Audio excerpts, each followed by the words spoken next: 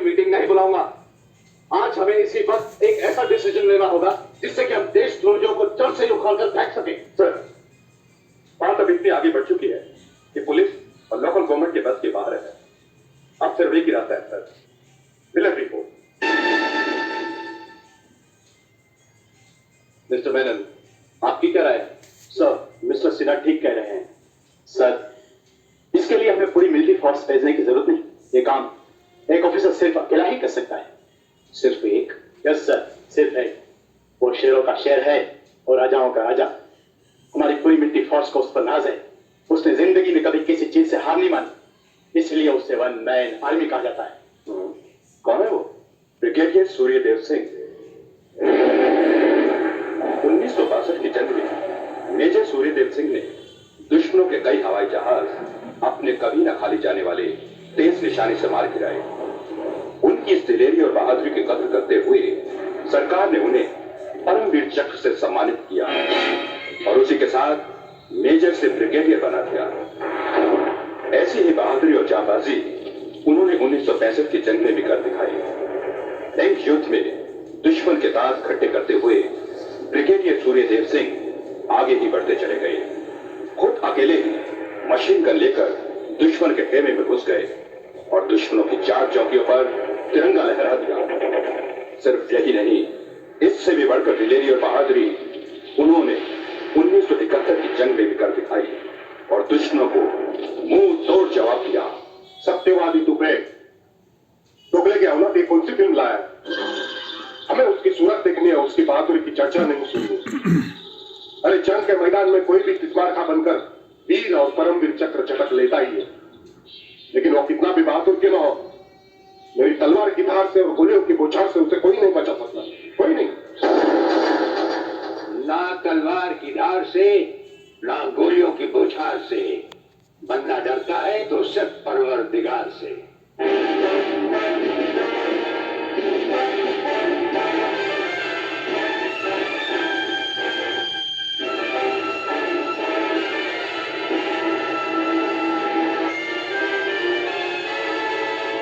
Brigadier Suryadev Singh? अच्छा, तो यही है तुम्हारा ब्रिगेडियर सूर्यदेव सिंह? ढूंढो लो इसे। कोई देगा नहीं।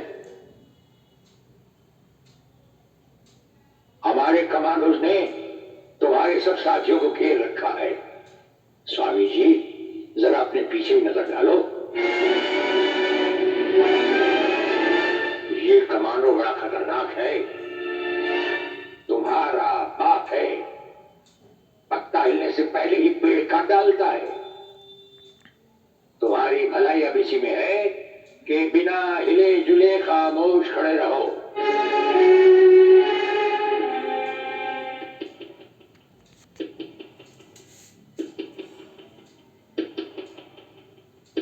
दुबे नाम है सत्यवादी।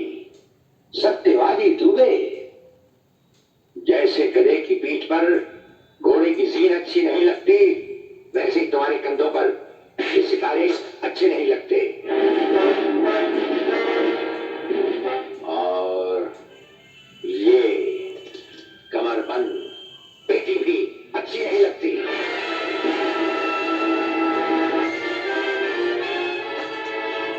अब वो कसम याद करो जो तुमने खाई थी ये वर्दी पहनने से पहले। हम कसम खाते हैं कि हम पूरी ईमानदारी और वफादारी से देश और कानून की रक्षा करेंगे।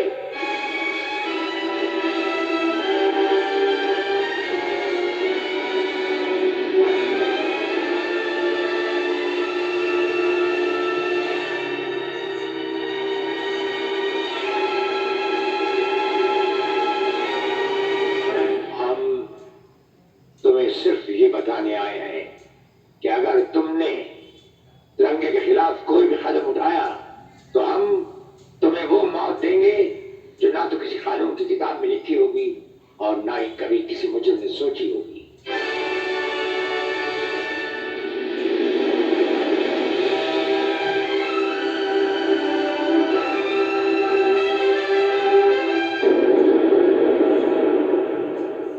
Hello, inspector Wagle speaking. No suspended inspector Shivajirao Wagle speaking.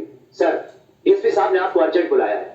कल से ड्यूटी ज्वाइन करनी। फिर इंस्पेक्टर वागले, तुम्हें शायद मालूम नहीं कि तमाम पुलिस ऑफिसर्स की फाइल्स देखने के बाद ब्रिगेडियर सूर्यदेव सिंह ने सिर्फ तुम्हें चुना है। सर, अब तुम दोनों को मिलकर काम करना है, लेकिन तुम पूरब हो तो वो पश्चिम है। इसलिए सीनियर ऑफिसर होने के बावजूद मेरी तुमसे रिक्वेस्ट है कि ब्रिगेडियर सूर्यदेव सिंह के साथ मिलकर जो भी खेल खेलना, शांति और ठंडे दिमाग से खेलना। सर।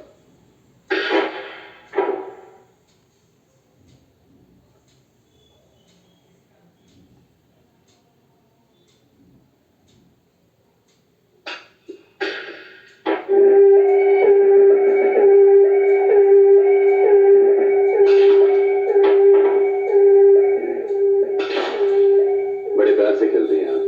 असली खिलाड़ी मरने वाले दुश्मन को पता भी नहीं चलने देते कि कब होगी उसकी मौत। तो फिर प्रलयनाथ को छोड़ कर दिया, क्या उससे गले मिलने गए थे? गले मिलने गए थे, उसके गले का माप लेने गए थे कि वो फंदे की मौत मरेगा या हमारे पंजे की। वागले, गर्मजोशी अच्छी चीज है लेकिन हमेशा काम नहीं आती। तुमने तो देखा ही होगा, इसी गर्मजोशी की वजह से तुम कई बार सस्पेंड हो चुके हो। नौकरी की परवाह है किसको? यहाँ है कौन अपने पीछे रोने वाला? इस ईमानदारी की वजह से बहुत कुछ भुगता है, कोई तकरार नहीं है सर। लेकिन ये गुनाहगार कानून को हाथ में लिए फिरते हैं और मैं हमेशा कानून के दायरे में रहकर काम नहीं कर सकता। अपना तो उसूल है, पहले लात, फिर बात, उसके बाद मुलाकात। भाई वागले, अपना तो उसूल है, पहले मुलाकात फिर बात और फिर अगर जरूरत पड़े तो लात। बड़ी उम्मीद थी आपसे, लेकिन अब पता चला आपका रास्ता अलग, मेरा रास्ता अलग। आप नरम खून के, मैं गर्म खून का। हम एक साथ काम नहीं कर सकते सर। वागले, तुमने समझा कि जिंदगी में सिर्फ तुमने ही बहुत कुछ खोया है। इस इंसान को देखो, जब चाहता एक घर बसा सकता था, लेकिन नहीं। इस अकेली जान को हमने अपने देश के लिए उठा रखा है।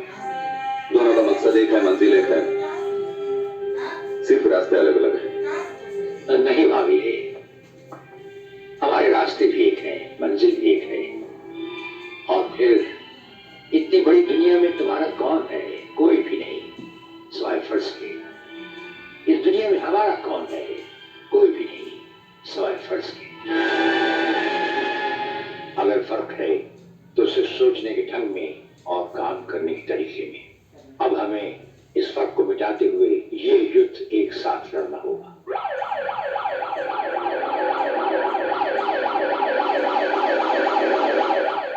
मुझे अपनी जान की तो परवाह नहीं है, लेकिन आप इस तरह खुलेआम गाड़ी में घूम रहे हैं, ये खतरा मैं उठा नहीं सकता। जिस गाड़ी में तुम बैठे हो, ये मामूली गाड़ी नहीं।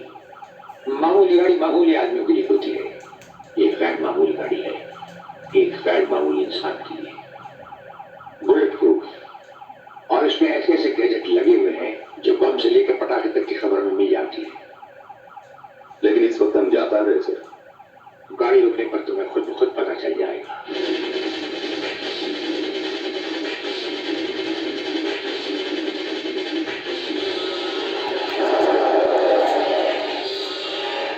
वागले, यह हमारा घर है।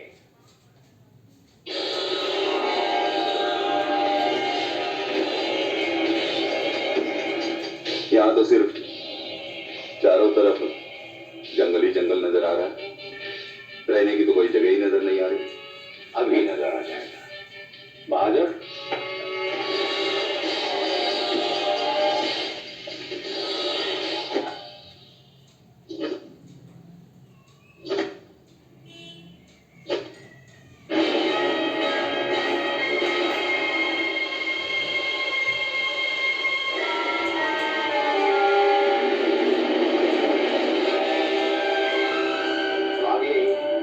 बंकर है जिसका अता पता सिर्फ हमें या एक हमारे खास आदमी खलीलाल को है, और आज से तुम्हें होगा। ये इतना मजबूत है कि इस पर न तो कोई हवाई हमले का असर हो सकता है और न किसी बम या बारूद का। दुश्मन तो क्या हमारी इजाजत के बगैर परिंदा भी पर नहीं मार सकता। वागले आओ, अब हम तुम्हें अपने बंकर से वाकिफ करवाएं। ये रहा हमारा ट्रांसमीटर सेक्शन। यहां से हम हिंदुस्तान के किसी भी मिनिस्टर से जब जी चाहे हॉटलाइन पर बात कर सकते हैं, लेकिन आसमान वाले ने चाहा तो इसकी जरूरत कभी नहीं पड़ेगी। हम अकेले ही तुम्हारे साथ वागले सब कुछ संभाल लेंगे। और वो देखो, वो एक कमरा जिसमें सब हथियार रखे हुए हैं, और उस कोने में रहा हमारा अस्पताल। यहाँ हर लाए दुश्मन का सीटी स्कैन करके उसकी अंदरूनी बीमारियों को बाहर निकाला जाता है। मुझे छोड़ दीजिए ब्रिगेडियर साहब, मैं सच कहता हूँ, मैं प्रलयनाथ के बारे में कुछ नहीं जानता। मुझे छोड़ दीजिए ब्रिगेडियर साहब। और छोड़ तो तुम्हें जरूर देंगे, लेकिन तुम मोटे बहुत हो, थोड़ी चर्बी कम होने के बाद। यह अस्पताल मेरे हवाले कर दीजिए सर। चर्बी कम करने के बहुत से तरीके मुझे मालूम। हाँ,